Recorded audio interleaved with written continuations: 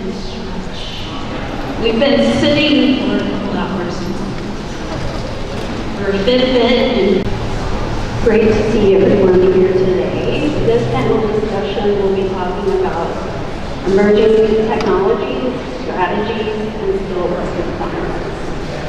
So the speakers on our panel, we'll start with Alex. Alex Hessinger, he's co-founder and head of sustainability for TribeQuint. So they are a nonprofit consulting firm for tribal missions.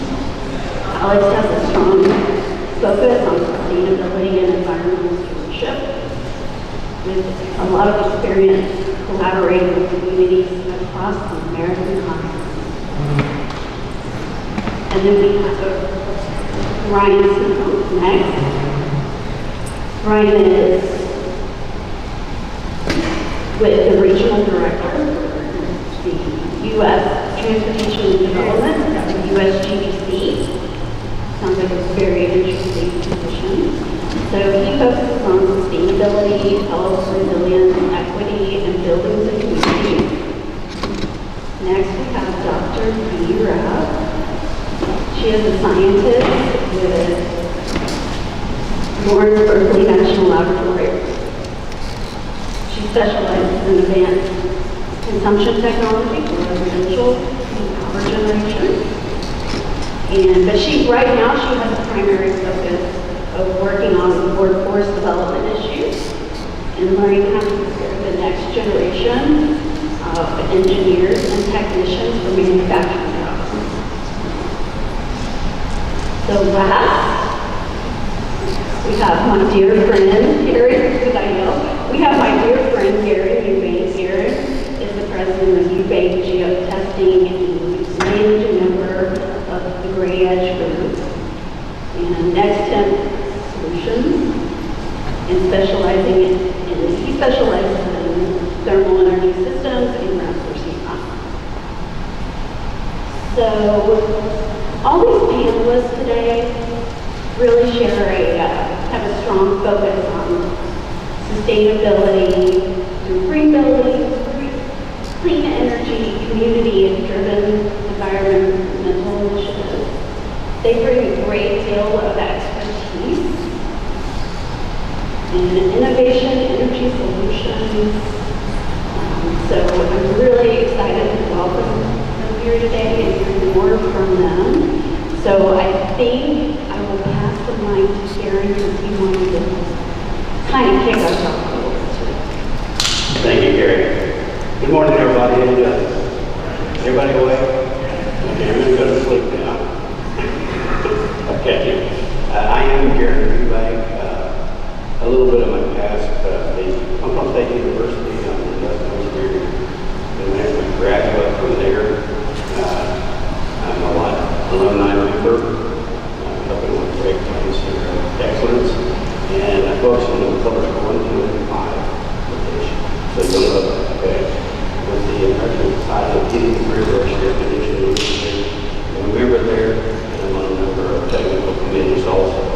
The Association of Energy Engineers, I'm a life member, I'm a fellow in energy, I have 6 certifications from them, and I sit on the certified geothermal designer board to approve new people on step test.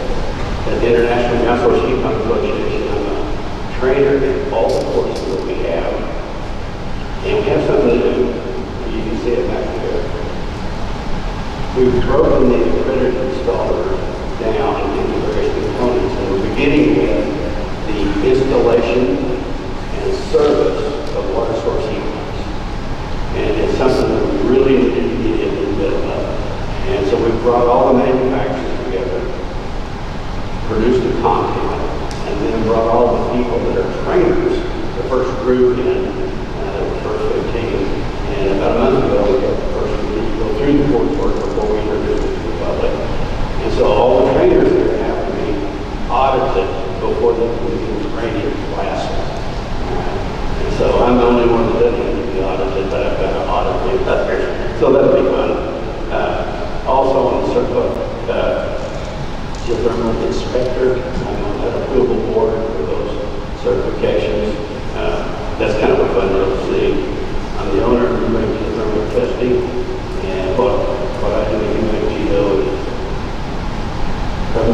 performance testing. To that end, I got MIT and I developed a patent in technology where we directly measure the air's volumetric heat capacity. That becomes important here in a little bit to find that out. At next step, I chair that company, and we have patent, a patent on a polymer heat pump. Ask us about it back there later. Visual patent on a heat pump. We've got great things going on there. We're finding money to finish it all up. And great education. I'm a founding member, all right, and managing member. So I'm kind of busy in my mind. But what we are, ATL, experts. The reason that's important, everybody says ground source heat pumps cost too much. Anybody heard that? Yeah, I heard that. Give you an example, at one campus of the bid, we were able to reduce the expansion capital expenditures by 62%. All right? And I'd like to tell you about try to manage that. And we have a winter COP of 8.9. All right? So get ready, we're going to rock some stuff. Thank you, Gary. Okay, so we're going to start with technology. So the first question for our panel today is, what do you all see as the major barriers to emerging technology implementation in the energy sector? So who wants to kick us off? Hi, everyone. Right, so one of the major barriers I see for technology actually is technology validation. Right? I think a lot of manufacturers we talk to say we really want to try the latest and greatest, but that presents a huge risk for us. So how do we get over this, right? And all the folks making these new technologies scream and complain about valleys of death because they say there's two, but there's probably more like five. So how do we get these new emerging technologies out there and validated? And one of the programs that we support with the Department of Energy, just heads up, we're not a federal agency, we're a national laboratory managed by another organization that work with the Department of Energy. So you can kind of think of us as, I guess I get government hotel rates, but otherwise I'm not government. So what we do is we try to help manufacturers by bringing our expertise to the table to help them validate these technologies. And we do this with the Department of Energy. They have the Better Plants Technology Validation Partnership Program. And this really helps support manufacturers with trying out new technologies. And what we do is we create with the manufacturers, bring our scientific expertise, a measurement and validation or verification of performance of the technology, right? So let's say you have some new, you want to try, or new boiler technology you want to try at your facility. We'll work with you to help screen some of the technologies that go through, and then once you identify the technology you like, we will help you come up with a plan to implement and work with your staff to make sure that it will meet your desired performance criteria. So this is one example of a program that DOE is supporting to help bridge this gap, and I know that there are several others out there, and that's something that I see as really being a much needed next step to get these technologies out and implemented and deployed successfully. I'll talk a little bit, I think from the macro level on this. In the building industry, I think that probably one of the biggest gaps to getting not only people trained, but getting technologies into some places is actually risk aversion and a bit of just business as usual. And so oftentimes we see that there are certified buildings and other folks are trying to push technologies forward and will try things. But then how does that trickle down into the broader building industry? So I think continue to have leadership who is trying to implement these technologies and then of course train the teams to not only install and implement them, but to actually maintain those systems and make sure that they're working as needed is probably one of the biggest gaps that I see. Another side of it is the ability for teams, whether it's design, construction, and operations, to work across and see how all these technologies are actually fitting together. You can have a great technology that's driving down efficiency, or driving up efficiency, I think, driving down energy use and carbon and whatnot, but you're not going to optimize that if folks don't know how to use it. So getting the workforce, whether the incoming workforce is the gentleman said here, folks who've been there for a while, up on speed with these technologies, certainly look at those gas prices. Sure, I can contribute. Alex Hessinger. We kind of lead the sustainability program when it comes to community, and the work we've done for the last 3 years, our mission is to connect communities to a sustainable future. And in that transition and thinking about that future, we realize that most of rural America and the tribal nations we serve don't have connection to the internet, fast-speed internet. So adoption of any technology cannot happen if we don't have internet in the first place, or renewable energy per se. Second of all, talking to the disadvantaged communities of tribal nations, if they really want to build that infrastructure when it comes to broadband energy, there's not the funds. So you need technical expertise in-house to be writing those grants or business plans to get those funds. If you want those jobs to stay locally, you need workforce development to stay on the ground, or that economic development to be the long term.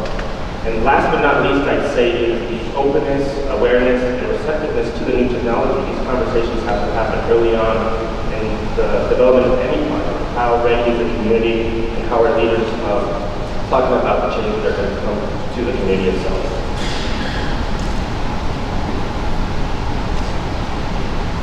You know, we're talking about workforce development, and it's really important. The state of New York had what they call the Empire Building Challenge. I don't know if that's right, but the first round of participants was about 15 buildings. And myself and a partner, Greg, with the peer review were all engineering proposals that came through that. What became very evident is, you know, we all know how to use the technology readiness level for the technologies. You look at it and figure it out where you're at, is it something we're going to do or not? It might be like CO2 heat pumps, things like that. There's a lot of things going on. But we did not, in any of those applications, have anyone that had expressed any idea how they're going to train those people to do that. That was a big hoopla in my mind. So as we go through this is really important, because if we can develop that trade and skill set at the very initial levels, like we're doing at Expo, okay? We welcome you guys to go there. We're doing a lot of training. We'd like to invite a lot of people to it because it's broader than just ground source heat pumps. We're now into large community systems, domestic systems, district systems. It gets pretty broad. So thank you all. I think we can get something done. I've got a call to action at the end of this, and I'm like, Okay, continuing on the topic of technology. What are some emerging technologies happening today in our world that can really help us become more resilient to climate change? What do you think is, I mean, I know one, polymer heat pump. Yeah. But what other sorts of technologies? machine learning and artificial intelligence are simply technology. Somebody mentioned, you know, all the different types of stuff we did in industrial engineering to, look at just the physical analysis of facilities and things like that. And how we're going to bring that into what we're doing. In the past, we have designed one building at a time, and we have a deep block of that building, heating and cooling, and it's changed from that, guys. When we go to an ambient temperature, it's completely different. And the diversity that you're going to see in the systems, and there's a really good study of it in there that talks about this. Pretty well brings that up to us understand that we need to change the way we do things.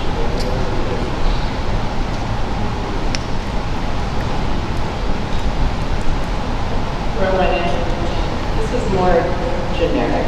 I think, because this is a workforce focus, I think a lot of it is more what jobs and skills are needed to help support these technologies. And I think we could have a bunch of broad skill sets and experience that could help support integration of these technologies. I know in terms, we all know batteries, right? The big thing right now is lithium ion. Next it'll be, who knows what, chemistry, right? How do we prepare the workforce for that? I think we need more, here for manufacturers, we need more electrical chemists, we need more electrical engineers, we're looking for chemists, we're looking for material scientists. So I think continuing to grow our workforce in the STEM space, both at the higher education level as well as at the community college and then even at the high school level, is going to be critical for helping upskill this workforce to support the transition into these new technologies. So we're working on the mainstream building also. We're working on the next version of the heat and resilience is certainly a large part of that. I say that we address it in two ways. One is addressing the causes of climate issues that are causing our buildings and our communities to be less resilient. And then also how do we make those buildings more adaptable on that side. So certainly some of the adaptability is I wouldn't say it's technologies, right? It's, in some cases it is. But what we're doing on the proactive side is embedding into an understanding of how your building over a trajectory of time is decarbonizing. So how can you start to address the causes of that from the perspective of just what you're doing? So with the next version of as a prerequisite, they're saying that you have to project your carbon use for your building, both operational and embodied carbon and transportation carbon over a period of time until 2050. Because when you know what you can do, then you do something about it. So that's kind of mitigating the causes. And then from the actual resilience side, of course, there's a lot of technologies and kind of best practices, if you will, from site management and whatnot, or things like that. But what we're seeing is that buildings that have these systems that can generate their own power, that can respond to whether it's climate issues or during the pandemic or health issues, they can respond quickly and they have a team that's able to do that. They're just naturally more resilient buildings. So whether it's kind of environmental, climate-related resilience, or resiliency, there's a forest fire, having to close the building down to be able to protect indoor air quality, or there's an airborne respiratory instance, how do you protect the people in those buildings and make them more resilient. Some of those practices and some of those technologies, but we're incorporating that into the next version, version 5, with resilient spaces and adaptability, I can say the word, kind of sort of contribute.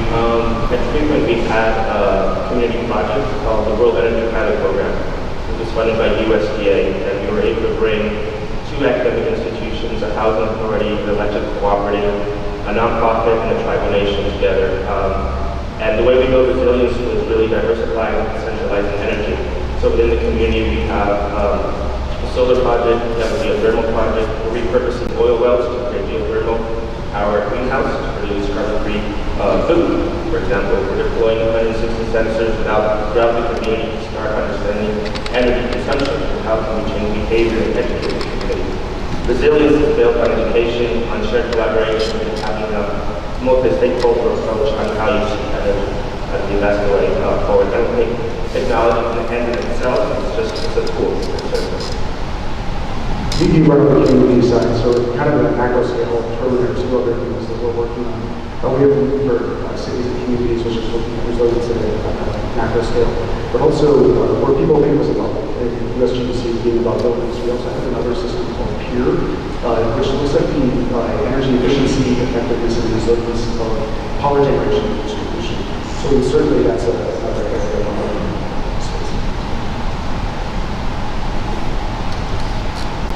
About that one, Ryan. I have to talk to you. Okay, I think Alex kind of covered this, but I was trying to get a sense from you all on public-private partnerships and how important that is to help us with, advancing new technologies, new strategies, new ways to do things. So does anybody have a good case study or example? Yeah, when we talk about carbon reduction, it rolls right into beneficial implication. And when we're looking at that, we've got to understand what we're going to do to demand on the system that we have in place. It's not just a matter of putting another set of wireless poles. Okay, some people there's a lot of so as we go through this stuff, we've got to understand how are we going to reduce that at the same time. That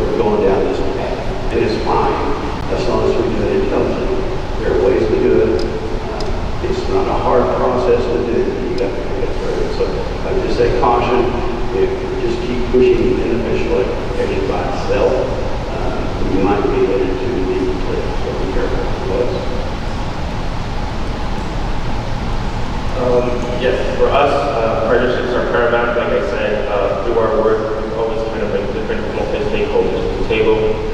One of the interesting projects we're pushing is for community science. And through the Department of Energy opportunities for SBIR, STTR, we're partnering up scientists with community leaders that might have a specific need in common to bring solutions to communities.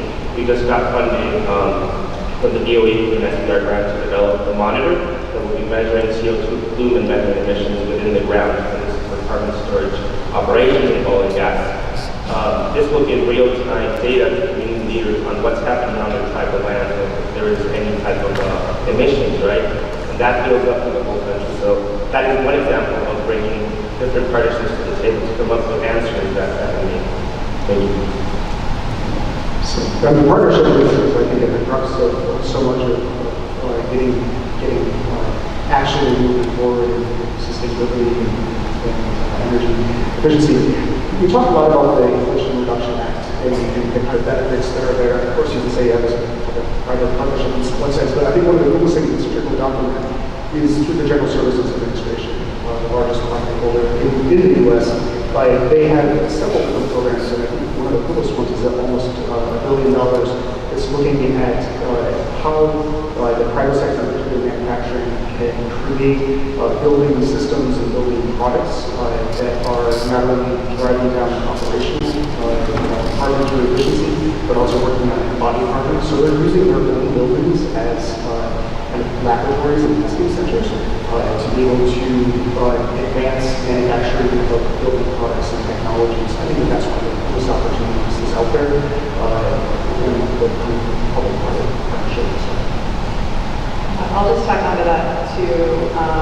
In addition to all the amazing programs that were listed in the previous panel discussion, taking advantage of those, I would also like to add the strengthening the collaboration between higher education or education in general and industry. I've seen a lot of really good success through that. Wichita State University has done a lot for their community. They have tight ties with their industry partners and has trained a bunch of students in energy management and then had a direct pipeline for jobs for these students and then de-risked hiring for the industry partners because they got to try out their students as interns before hiring them. So there's a lot of opportunities there to strengthen the relationship between education and industry. Great, that's a great transition.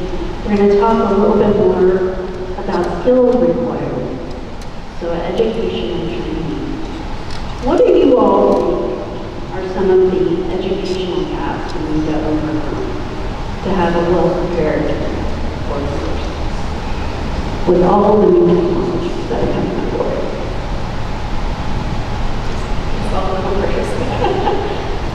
So I think there's quite a few skills that need to happen, I would say, pretty much at every level, right? So we heard from the previous panel how much demand there is at the technical position, right? We have a workforce that is ready to go that may or may not have a college degree that has a very strong skill set, right? We need more electricians, we need more plumbers. So how do we upskill these folks and then transition them over? I think one of the biggest skills that I hear that's missing is familiarity with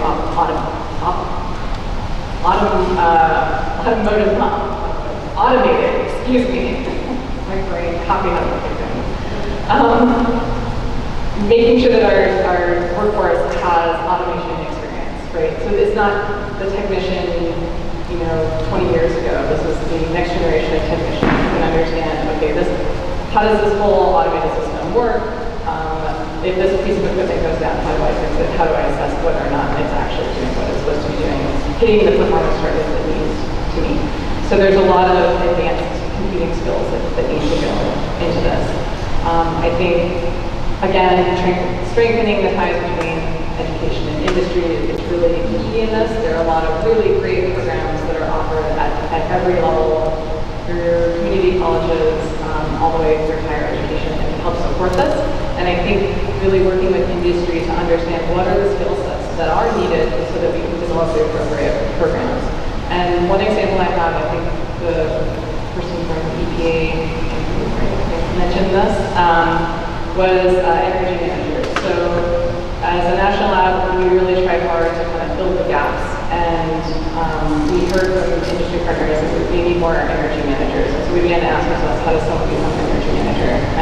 looked at the pathway and it looked a lot like, what is it, the 1980s and how someone became a computer specialist, right? How do you become into a job for a technology that does not exist yet and then all of a sudden exists? So we found that what was needed was a curriculum for basically creating the next generation of energy managers. I'm not an educator, so we worked with educators to develop this curriculum and posted it online, and are happy to say that we've had at least 85 downloads of this and then have piloted and integrated this curriculum into multiple universities. And the great thing about this is that it made it easier for educators because they had a ready-to-go lecture series, syllabus, learning objectives, homework, and that they could just take and run with it. And it was awesome for the students because the biggest thing we heard was we want a course completion certificate. And for me, I originally thought, really? That's what you want? Like back in the day when I got one for Microsoft Word. And we were told, yes, that's exactly what they want, and it helps differentiate them in the job market. So we've issued over 15 certificates. We've only had this program going for a year, and it's been so successful that we actually had an industry partner take it, and they're making their own internal training for their staff so that it's a part of the required training when they have staff come through. And so I think working with educators who know how to teach, to develop these curriculum to support other educators, both at higher education institutions as well as in industry, is really a great pathway to go to really build up the workforce that is needed. Shout out to the Association of Energy Engineers. We have a great program for energy managers, self-certified energy manager.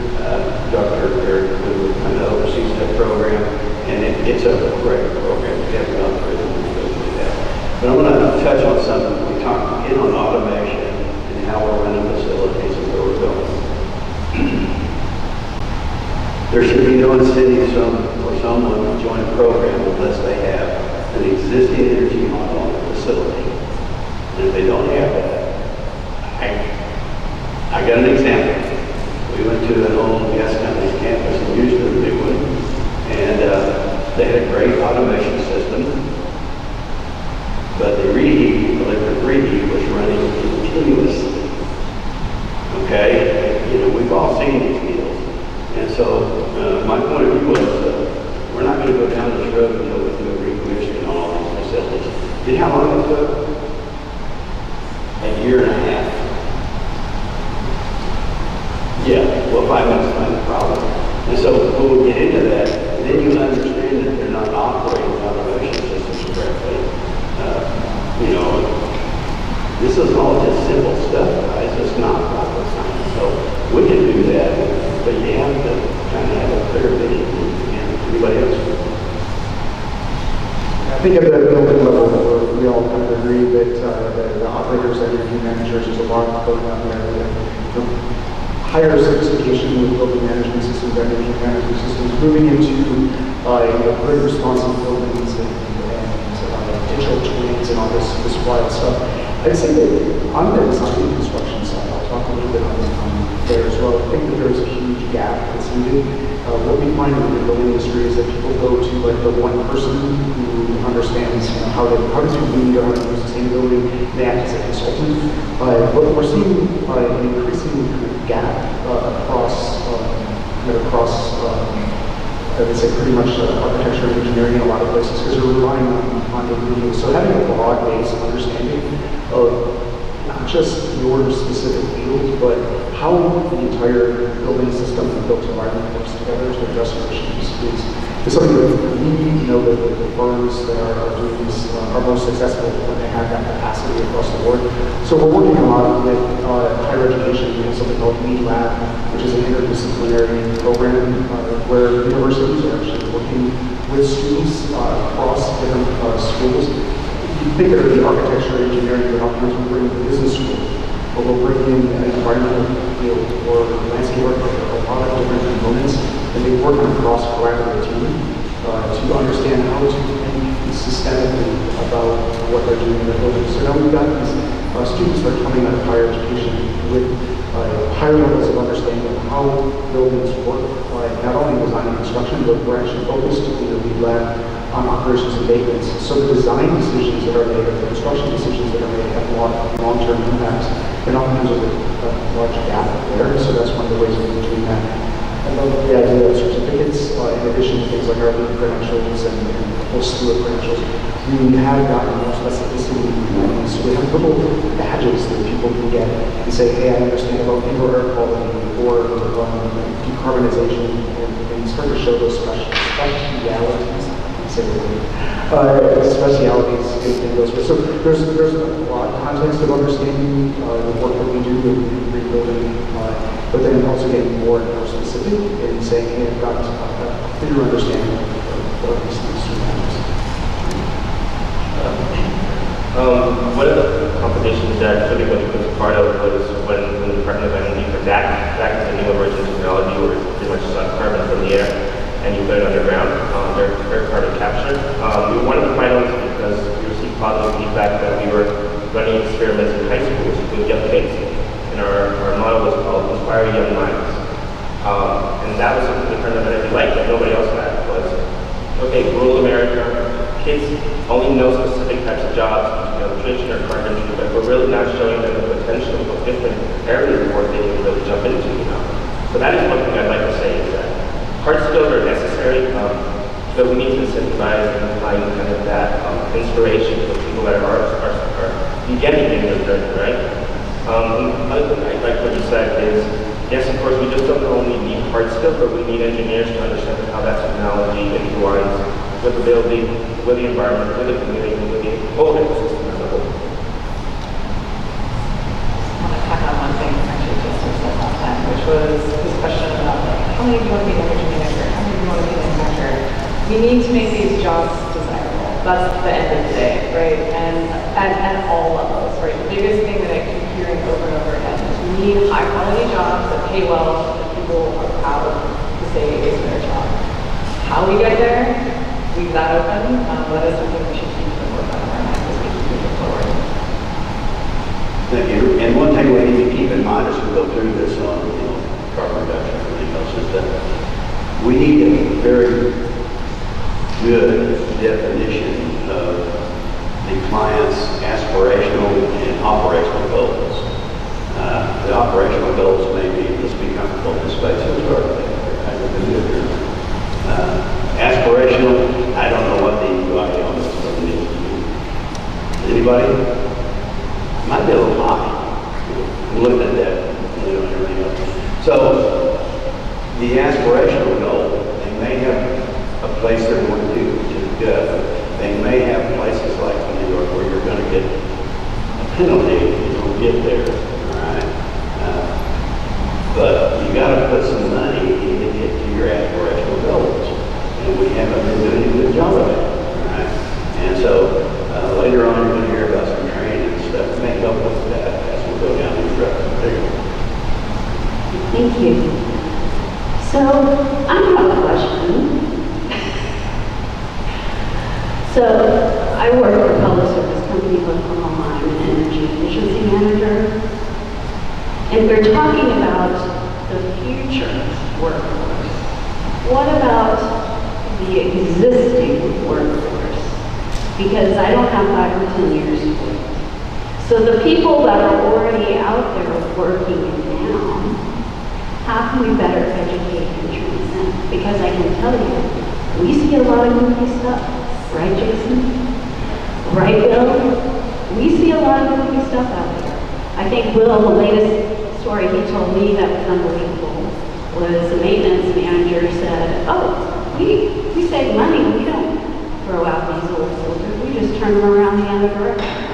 I mean, what's going on here? So if anyone would want to comment on that, I'd like to hear it. Do you have a question?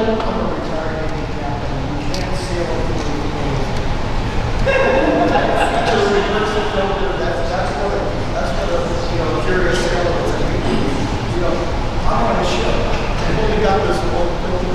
I can't well, you clean it, right? I don't know.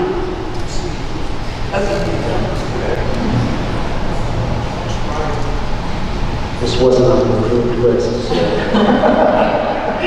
So hopefully I don't stick my foot in my mouth.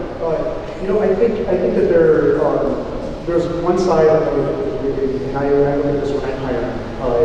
The understaffed funding, I've been in the industry for 20 years since I was 5.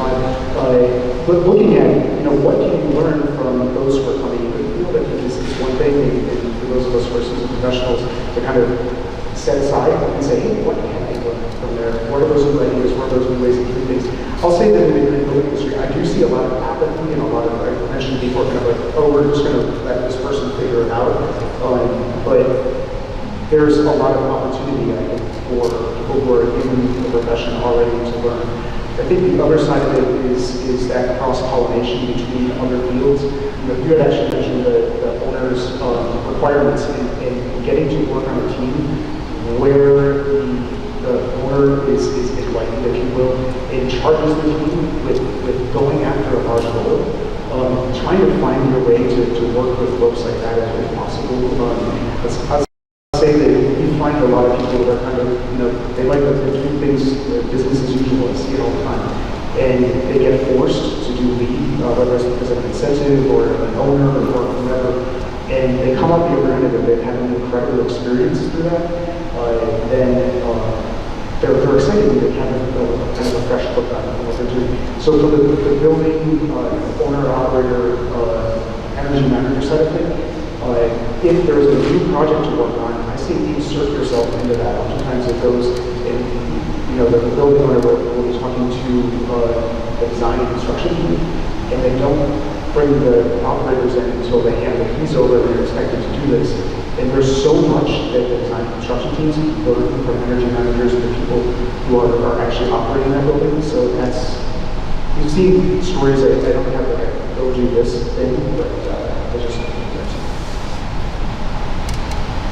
I guess we can tack on a little bit, so it's a tough question. I think it's so funny. I think going through engineering, I thought, I just need all the technical skills. That's what I need.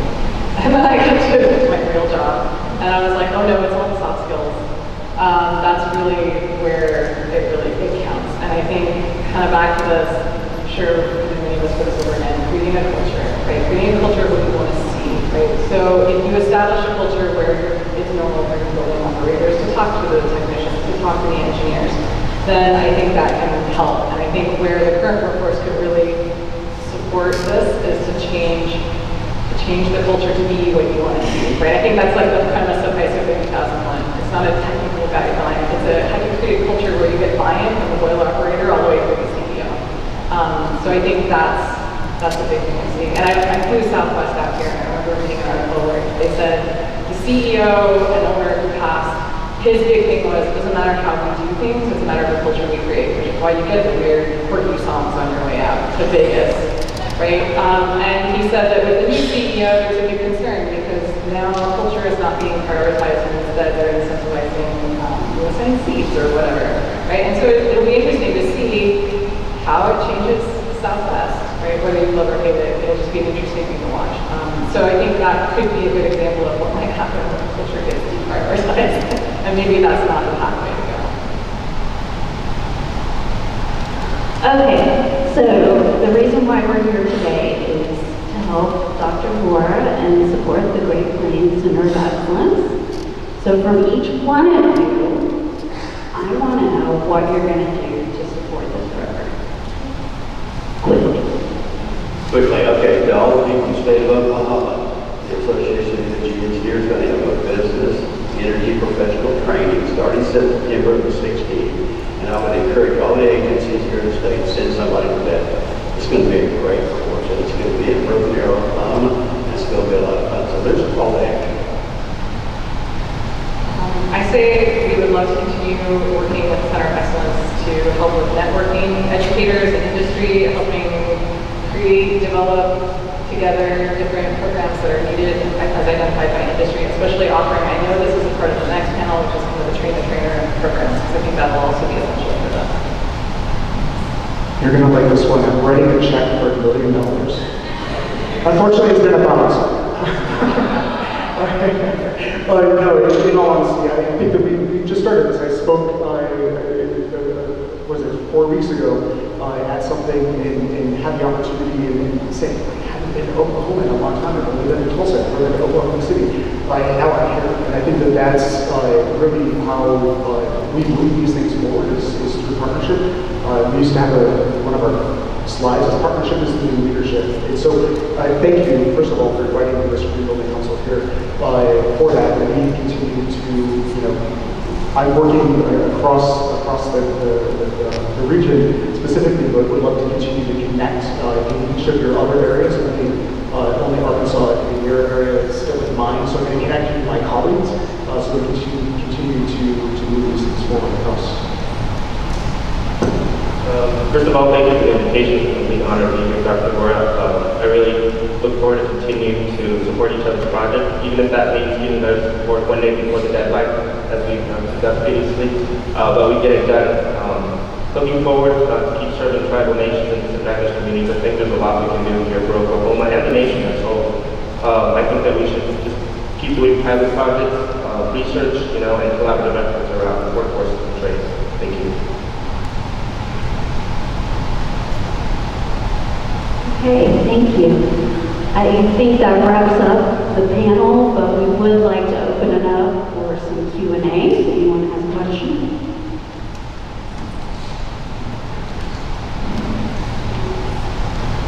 Okay, so I have a couple of questions.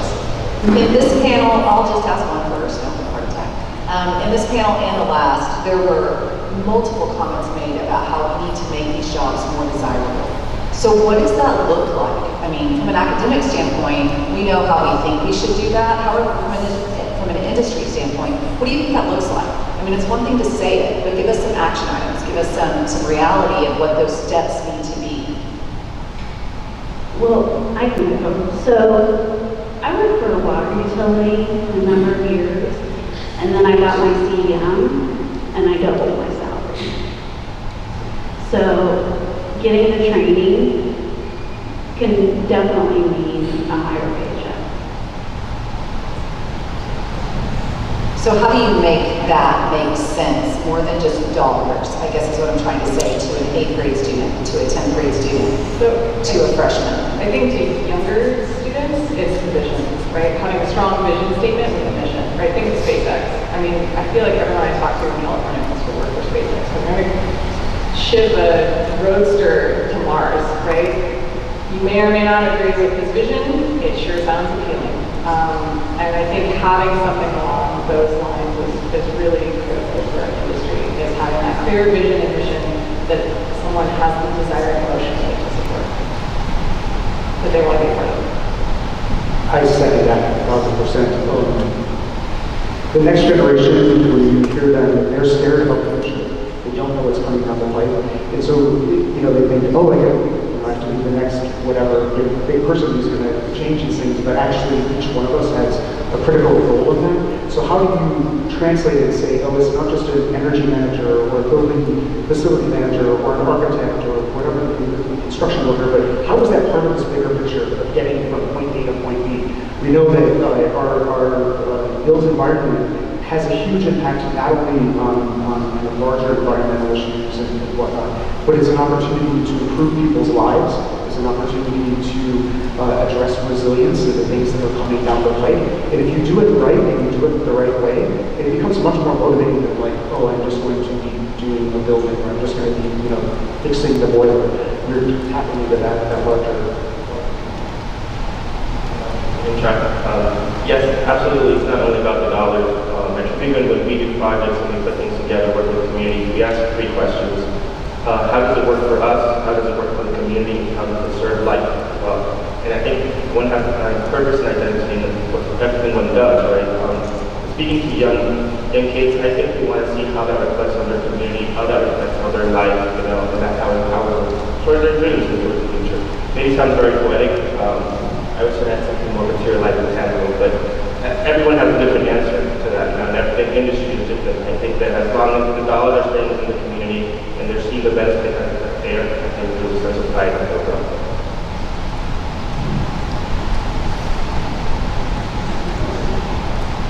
more questions? I know you always have a question. Hi, Nathan Deck. I'm a utility team lead for Breakwater Installations Command in the Pentagon. I work here real quick to answer Sophie's question. We talked about employment strategies and such. Something that I found that even my officers when I retired from the Navy didn't understand is we have to pay for ourselves. Right? It either has to be in savings or in value. And that is something that I probably didn't get until I was 40 years old. And so if we can teach that early, then we can start crafting those strategies. Hey, if I want to be an energy manager, I have to pay for my own salary and then some, right? Because there's inefficiencies. Talking about emergence and shooting quickly, one of the tools that I used when I retired from the Navy as a headquarters was energy savings performance contracts. And we talk about risk aversion, right? And John can tell you from the report, the Navy is one of the most risk-averse organizations in the world. And so one of the things we did was third-party energy financing, where the ESCOs were owning the equipment and managing it themselves, which was a risk-sharing opportunity that really helped make the Navy a lot more comfortable with the new technologies.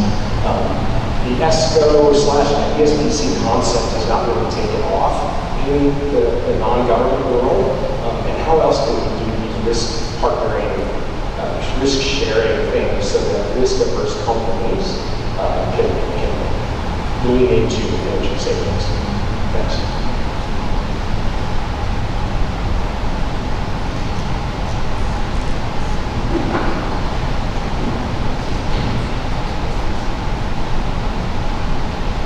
I have a question for the panel. A wise man once said there were four M's that moved a mountain: muscle, mind, motivation, and money. Can the panel explain to the group here today what initiatives or operations that are available to those who are building new buildings or retrofitting buildings in order to take the more sustainable route, the more energy efficient approach, in order to abate first cost? As an energy solutions provider here in our community, we're constantly met with, well, we can't afford to do that, so we're going to take the cheapest route possible. Maybe advocacy and education might be the thing to help move the needle a little bit, but if the panel could answer those questions. Yeah, let's do two things at once because the young man had from the Navy. Risk. When you're building a new building or trying to change what you're doing at the building you're at, you have to identify energy and risk. We don't do that. We need to start doing it. Once we can, see what that looks like, then you can understand what you're going to have to do as you go forward. Now, what was your question again, back there? What initiatives are available to help business owners and building people who are building buildings to choose the more energy efficient solution as opposed to the cheapest first cost? Carrot is big. So this is one of my favorite topics. So first of all, I'm just going to say that in decades and decades of hundreds of thousands of people working on lean projects, we continue to see a 0 to 3% premium. So in some cases, they don't cost more to do a lean certified building. And so the myth that it's going to cost 50% more, whatever, it's not true. And I can just say that. There are green buildings that cost more, and there are non-green buildings that cost more. It all depends on what you do and how you address it. So let's just cut the first cost out. It's a 0 to 3% premium. Now that 0 to 3% premium is an investment in your building. Whether you're a homeowner or a business, whatever it is, your building is one of the largest investments that you're going to make. So if you can invest 2 to 3% right now to save 20% in the first year, do all these things, why wouldn't you do that? You would do that with your own bank account. So why do we not think of our buildings as an investment in a long-term play? We think, oh, this is 10, 20 years. Well, we should be thinking much more longer term about our buildings as true investments, not only in the real estate asset itself, but in the communities in which they sit. So there's a larger kind of value proposition around that. Now, the other side of this equation that we're seeing is that, yeah, you can get operational savings, you can do it because it's a good thing to do, or you want to leave plaque on the wall, or whatever that may be. But the reality is that when I started in this industry, we were talking to a lot of architects and contractors, and the holy grail is that, that big risk-averse, money-grabbing developer, right? And it's just, now they're saying, we need these institutions who have multiple assets are saying, yes, we are committed to doing this. And not only are we committed, our investors who are even further upstream are telling us that we have to do this. They're asking us, what are we doing about driving down our energy use, driving down carbon, all of these things? How are we improving the quality of our buildings and our assets? So folks like Cushman and Wakefield have incredible studies that are out there that are showing the differential in the valuation of their buildings that are certified under LEED versus those which are not. And so I think one of the most stunning ones is that Class B office spaces in the suburban areas are seeing a 40% premium in leasing rates compared to non-LEED certified buildings. I mean, there's huge value behind this, and I'm going to say there's a lot of risk aversion in the development industry as well. There's certainly some enlightened folks that are just doing things that want to push the envelope. But we're seeing these investments and moving forward, and people saying, why wouldn't you do this? This is your giant investment. Why wouldn't you want to get those returns? It's just, I'm going to use a really technical word, it's just stupid not to do it. My opinion. So back to the risk and back to how do we do this? What we do in our consulting group is we do what we call the sustainable development operations. And it's taken from the IT world, to be honest with you.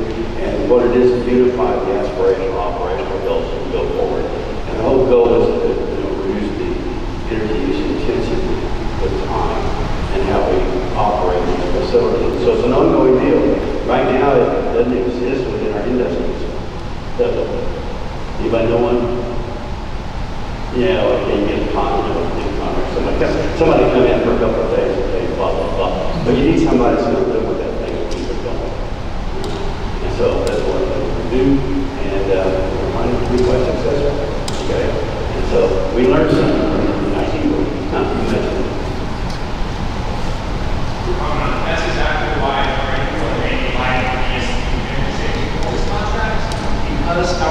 because our intrinsic workforce does not have an easy way to get all the modern training, and we're such large organizations, it's very difficult for NAFAC, for instance, to push that out. And so if we can bring in the ESCOs and transfer capital costs to operational costs, like we were talking about, we're extremely capital constrained in the military, but we are a little bit better about us paying operational costs. And I'll stop there. Thanks.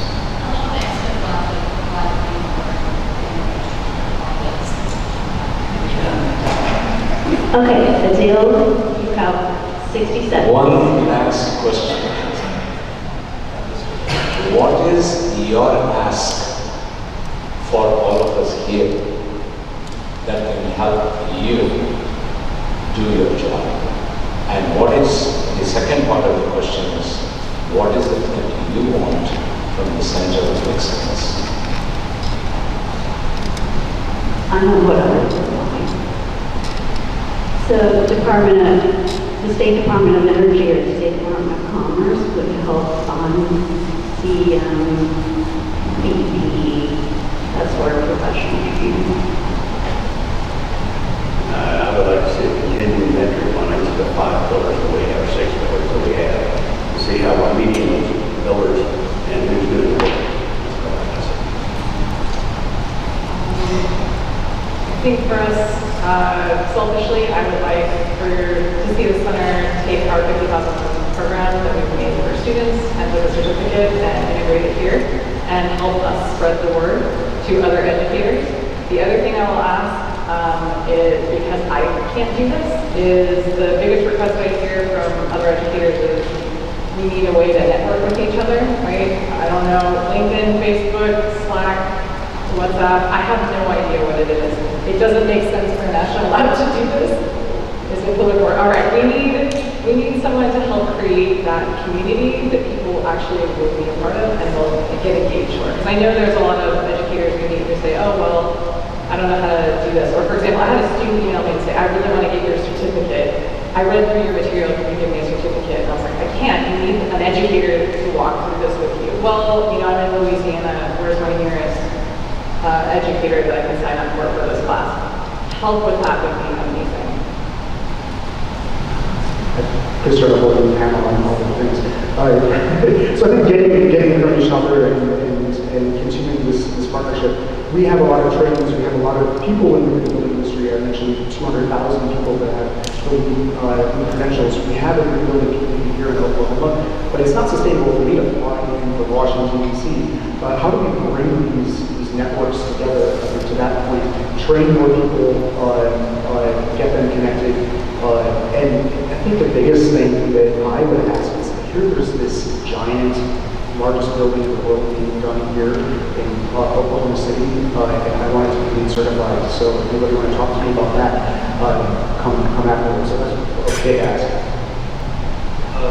Just very simple things, just maybe having an open table that periodically meets through the networking that is so much necessary, where people, researchers, scientists, engineers, leaders can sit down and discuss what matters. Not once every semester, not once a year, but periodically every month, because technology is moving really fast, and the need for that technology as well. So we need to empower people to have this conversation. Thank you. Okay, that wraps it up. Thank you, panelists. Thank you.